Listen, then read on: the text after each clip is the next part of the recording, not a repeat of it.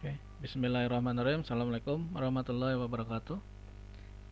Baik, anak-anakku, pertemuan kali ini kita akan membahas struktur dasar pemrograman Arduino. Mari kita langsung saja lihat slide-nya, ya. Nah, strukturnya seperti ini. Jadi pertama ada point setup, yang kedua ada point loop, ya.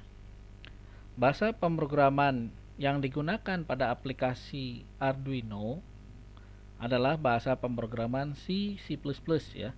Jadi sebaiknya kalian nanti sudah mengetahui, ya, dan mengenal dasar-dasar penulisan program dalam bahasa C dan C++.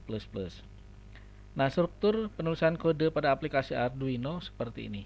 Ada point setup, ada point loop, ya. Setup hanya akan dijalankan satu kali saja, yaitu pada saat program dijalankan. Fungsi ini digunakan untuk mendeklarasikan nilai variabel. Nah, di void setup itu digunakan untuk mendeklarasikan nilai variabel. Deklarasi library dan kode-kode lain yang hanya dijalankan satu kali. Sementara loop, ya, loop itu berulang, ya. Jadi loop akan dijalankan secara berulang, ya, dan terus menerus sampai program Arduino-nya dimatikan. Oke. Kemudian di dalam struktur penulisan kode ini ada yang namanya function. Nah, fungsi function, ya, adalah blok program yang mempunyai nama dan pernyataan yang akan dieksekusi ketika function tersebut dipanggil. Jadi function itu blok program, ya. Nah, yang mempunyai nama dan pernyataan yang akan dieksekusi ketika function tersebut dipanggil. Nah, sintaknya seperti ini. Jadi tipe function name-nya apa, parameternya, ini berupa blok program. Kemudian contohnya in delay file, ya. Nah, di sini integer m, membuat variabel m bertipe integer. M analog read pot, baca harga potensialmeter, ya, potensiometer. M slash sama dengan 4, konversi dari 0 sampai 1023 ke 0 sampai 255. Return M, return nilai M, ya, statement.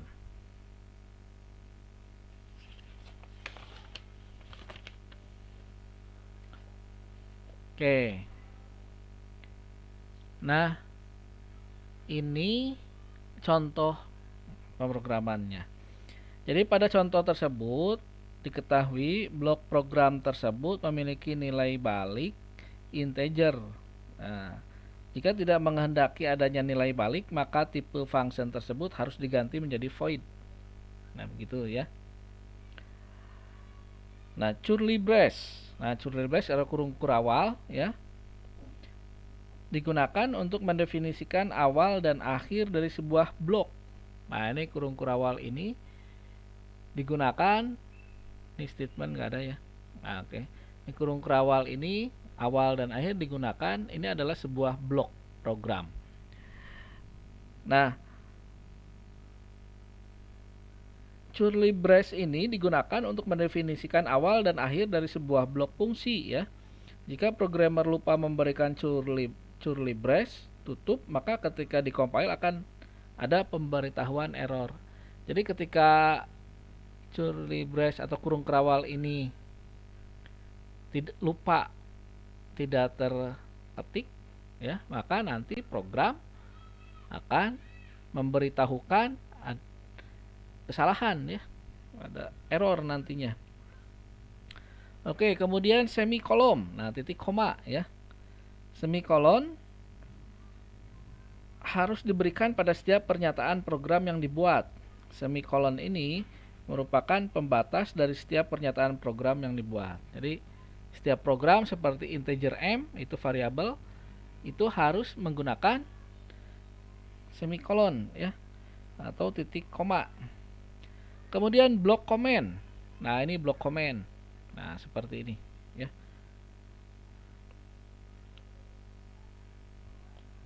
Block comment berfungsi menyimpan komentar ya. Jadi block comment ini biasanya digunakan jika komentar yang ditambahkan memakai banyak baris ya. Jadi blok comment ini harus selalu ditutup agar tidak ikut tereksekusi. Nah, jadi kalau menggunakan blok comment, menggunakan tanda ini tidak akan dieksekusi ya oleh sistem ya. Nah, dan tidak akan dikompil sehingga tidak mempengaruhi program yang dibuat. Kemudian ada yang namanya line comment.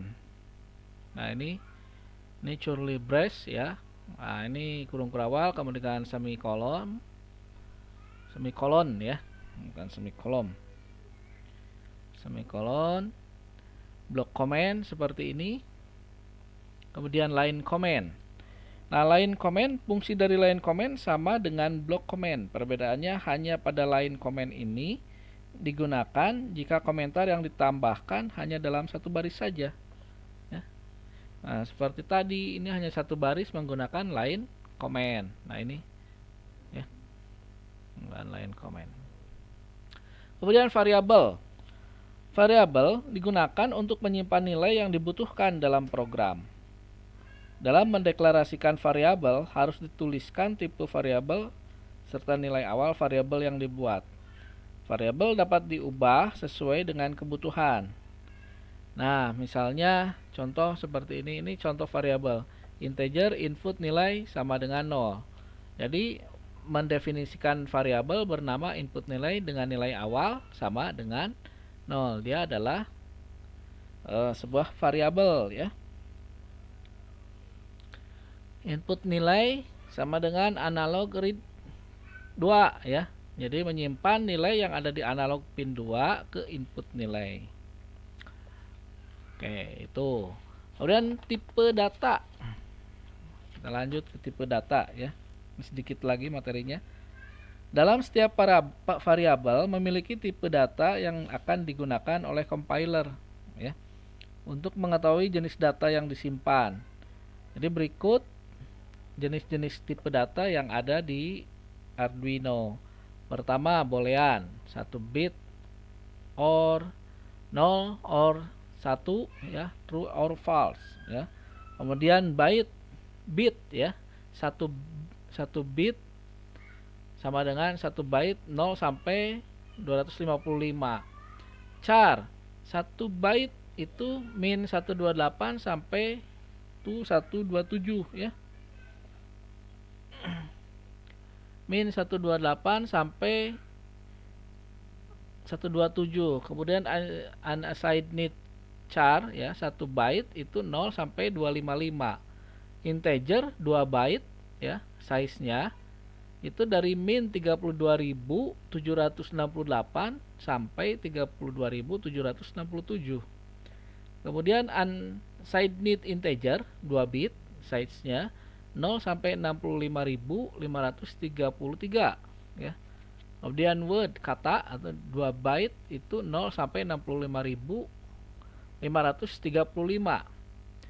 Nah, ada long ini ukurannya 4 byte. Ini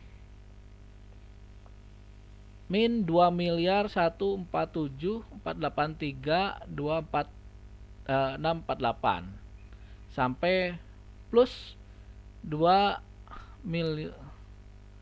miliar 147. Jadi ukurannya besar ya long ini. Nah, kemudian unsigned long 4 byte 0 sampai 4 miliar ya. 4 miliar lebih.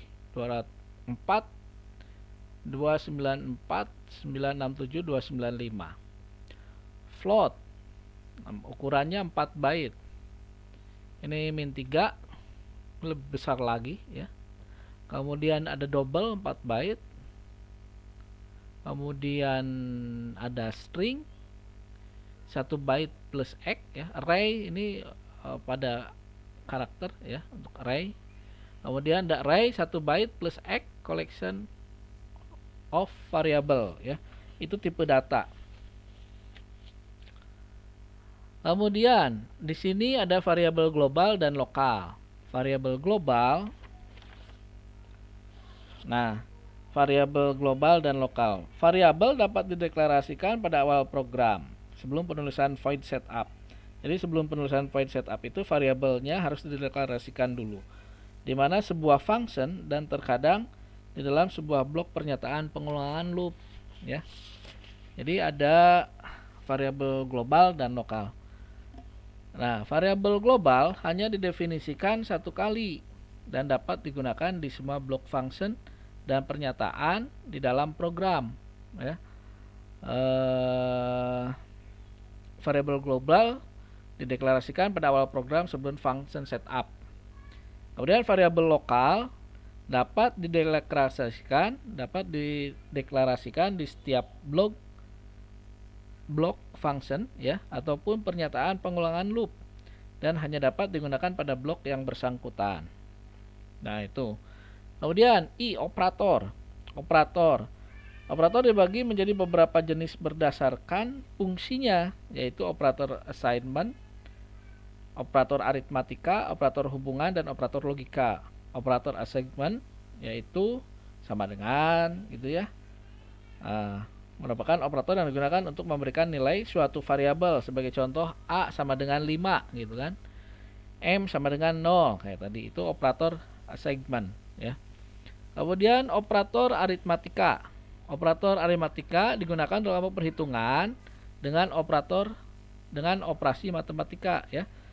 Misalnya plus, minus ya, tambah atau addition ya, subtraction minus ya, pengurangan, multiplication itu perkalian, division ya, atau bagi, slash ya, itu pembagian, persen, modulo, mencari sisa hasil bagi ya. Misalkan A sama dengan 7% 2 ya, A sama dengan 1.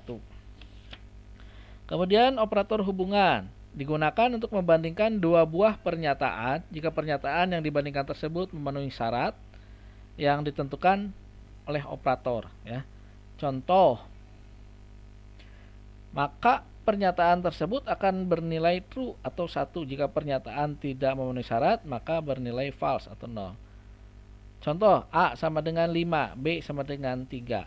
A lebih besar sama dengan B, maka true. Karena variabel A mempunyai lebih besar dari variabel B, maka akan menghasilkan nilai true. Beberapa operator dan penjelasannya adalah sebagai berikut. Nah, sama dengan. Nah, kemudian tidak sama dengan ya. Lebih besar sama dengan itu dengan operatornya adalah sama dengan ya.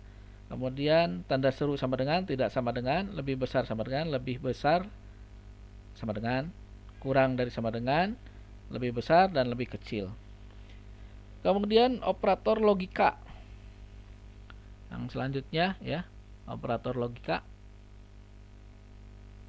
Operator logika digunakan untuk membandingkan dua ekspresi dan mengembalikan nilai balik yang bernilai benar atau salah sesuai dengan operator yang digunakan. Nah, terdapat 3 operator, and, or, dan not. Ya, itu operator. Kemudian flow control. Nah, di sini ada flow control, ada if else, for, while, do while ya. If digunakan untuk menguji ya, apakah sebuah kondisi tersebut bernilai sesuai atau tidak gitu ya. Bernilai benar atau tidak, maka akan dieksekusi.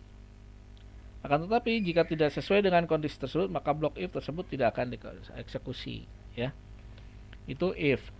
Kemudian if else digunakan untuk menguji sebuah kondisi. Apabila tidak sesuai dengan kondisi yang pertama, maka akan dieksekusi blok program yang ada di else gitu ya. Nah, itu. Jadi jika tidak sesuai dengan kondisi yang pertama, maka akan dikerjakan pada blok program yang ada di else ya. Kemudian for. Operator for digunakan untuk melakukan pengulangan tertutup sampai batas pengulangan yang sesuai dengan kondisi. Gitu ya. Kemudian while, operator while digunakan untuk terus-menerus melakukan pengulangan baris perintah yang ada dalam blok sampai kondisi pengulangan bernilai salah. Jadi sebelum kondisi pengulangan bernilai salah, maka akan dikerjakan secara terus-menerus ya. Kemudian ada do while. Do while mempunyai fungsi yang sama seperti while. Perbedaannya adalah operator do while melakukan pengecekan kondisi pada akhir baris blok, sedangkan while melakukan pengecekan kondisi pada awal baris blok. Nah itu. Kemudian digital input output ya. Ini ada 3. Di sini pada breadboard Arduino ada 14 dan pengalamatan dari 0 sampai 13. Tetapi pada saat tertentu input output 0 dan 1 tidak bisa digunakan karena dipakai untuk komunikasi serial ya. Sehingga harus hati-hati dalam pengalokasian input output. Nah, ini pin mode ya. Pin mode digunakan untuk menentukan nilai pin sebagai input atau output. Kemudian digital read pin digunakan untuk membaca nilai dari pin yang kita kehendaki dengan hasil high atau low ya. Kemudian digital write pin value digunakan untuk mengatur pin digital ya. Pin digital Arduino mempunyai 14 yaitu 0 sampai 13. Yang terakhir analog input output ya. Analog pada breadboard Arduino ada 6 dan pengalamatan yaitu 0 sampai 5. Pertama analog read digunakan untuk membaca nilai pin analog yang memiliki resolusi 10 bit. Nah, fungsi ini hanya dapat bekerja pada analog pin dari 0 sampai 5. Nah, analog read pin ini ya. Kemudian analog write pin value digunakan untuk mengirimkan nilai analog pada pin analog ya. Oke. Kemudian ada time, ada delay, MS. MS itu millisecond ya. Delay digunakan untuk menghentikan program pada saat untuk sesaat ya, sesuai dengan waktu yang ditentukan. Misalkan 5 detik, 10 detik. Nah, program itu digunakan dengan menggunakan delay ya. Millis digunakan untuk mengembalikan nilai dalam millisecond yang dihitung sejak Arduino board menyala. Tipe data yang digunakan adalah long integer. Kemudian math di sini ada min xy. Min digunakan untuk membandingkan dua variabel dan mengembalikan variabel yang bernilai paling kecil. Max xy merupakan kebalikan dari min, yaitu digunakan untuk membandingkan dua variabel dan mengembalikan variabel yang bernilai paling besar. Serial. Oke. Pernyataan serial begin digunakan untuk mengaktifkan komunikasi serial dan mengatur baud rate. Oke. Serial println, pernyataan serial println digunakan untuk mengirimkan data ke serial port. Oke. Rangkuman dari materi bab 1 ya.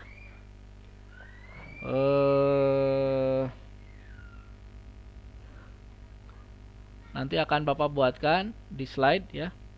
Jadi untuk materi embedded system dicukupkan dulu sekian. Terima kasih atas perhatiannya. Wassalamualaikum warahmatullahi wabarakatuh.